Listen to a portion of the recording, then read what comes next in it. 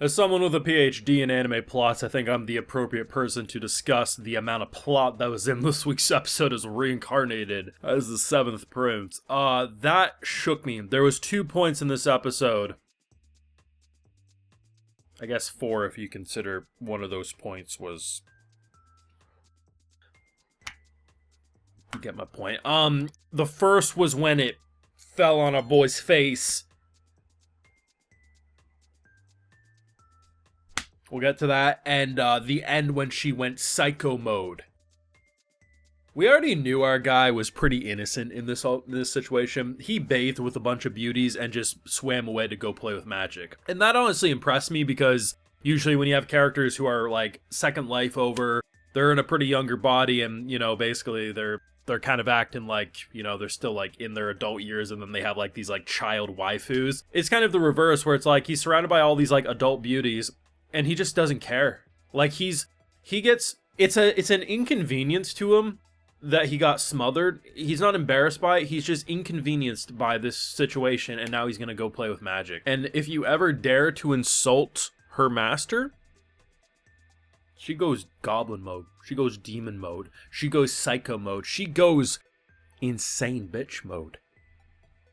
That was insane. Like, we knew those new swords were gonna mean business, but it's different when you let her rip in from the inside and cut that beast apart. I don't know why this show is so good, but it actually is. Full live reaction over on my Patreon if you want to see my full uncut thoughts and disbelief. It's over there if you're interested, alongside all these wonderful episodes. It's actually kind of insane that so much BS can happen around this kid, to the point that Milim from Street Fighter, aka Tao, can walk into a scene that you show that out of context to anyone and they're gonna think something else was happening there. And our boy remained to be innocent throughout the whole thing. I don't know how they managed it, but impressive. But the cast dynamic is so fun.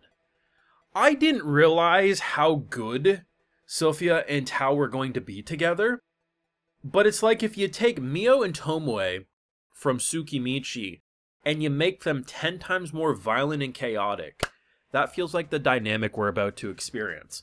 I thought it would take a hot minute before she would see Lloyd in child form. Nope, already. And with her hot radar, which she apparently can find hot people, that's impressive, honestly.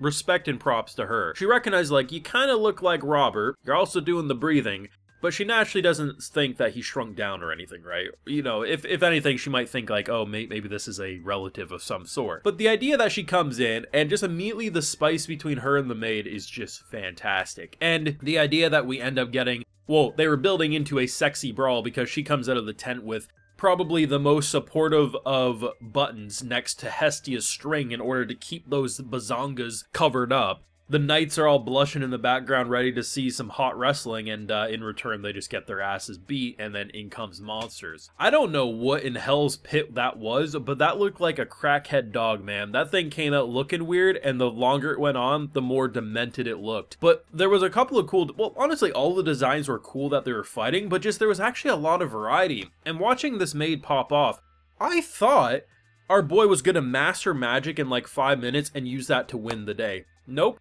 He literally didn't care. Name a character who is the MC, who is Demon Lord level status in terms of power. Like, let's be honest. Doesn't care. This is like when you enter a boss ring and you sit down and let your NPCs fight. It's like if you were playing a video game and you deck out your party to the point that they have the one-shot KO weapons, and you're fiddling with your thumbs in the corner. But in this case, he's casually learning a new magic type because Grimm had the audacity to mention something he doesn't know yet. And he's like, yeah, whatever, go play with knives. What are you doing? I don't care. And they just win because of the fact that everyone, their opponents, Tao, the brother, everyone was collectively felt her death glare. And no one could get in her way. She was cutting fools apart without an enchanted sword, to the point that it looked like she had an enchanted sword. Once you give her dual wielding with an enchanted sword, it's game over. And the amount of fun I had, the OST, a lot of rock riffs, sometimes they got some techno vibes going on. The music's just fantastic, and it keeps the atmosphere exactly where it is. You're usually bobbing, you're weaving, you're like, I don't know, I get some rocky energy. I'm like, okay, you know, you get me intense for the big fight. And then I'm like, oh shit, that wasn't a fight, that was a one-sided massacre. Rip bozos. This show shouldn't be as fun as it is, but I haven't seen like a red flag for me. It's just pure unfiltered fun. You can have a boy craft casual Excaliburs in his free time, and then you casually give it to them. They get jumped. You're cutting down fools like it's made of paper mache. Oh, his brother's sword now enhances his magic to the point of launching catastrophic firebolts. Fantastic. But the real demon is his personal maid, who is so devoted to him to the point that if you even sneezed if you sneezed around Lloyd, she might cut your head off because you're trying to poison her prince and give him a cold. I knew I liked this show. I didn't realize I loved the show as much as I am. The plot came in swinging, quite literally, with the...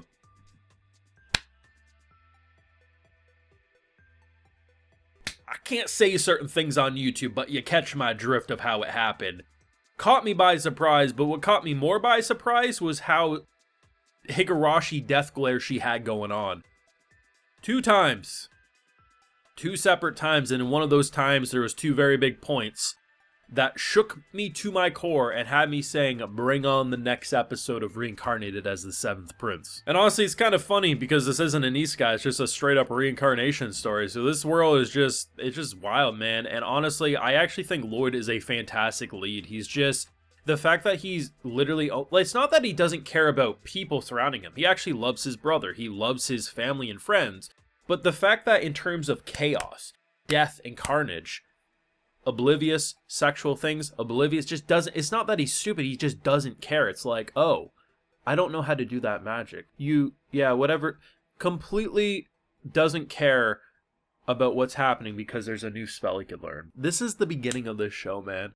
How crazy and broken is this man actually going to become alongside everyone who follows him because you're casually giving one-shot KO weapons to general soldiers, added into maids who can make Satan say, please have mercy. We're in for chaos. Let me know what you thought of this week's episode down below. Leave a like if you enjoyed, subscribe if you're new around here, of course ring that bell. Like I mentioned, full live reactions over on my Patreon, and hey, while you're over there, I'll also give you a video shout out. Alright, so today we got Gordon Liu, Adol, Sologiki, Void, Subject 3, Rolia, and Mantris. So I appreciate the support, everyone. Please take care and have a good one.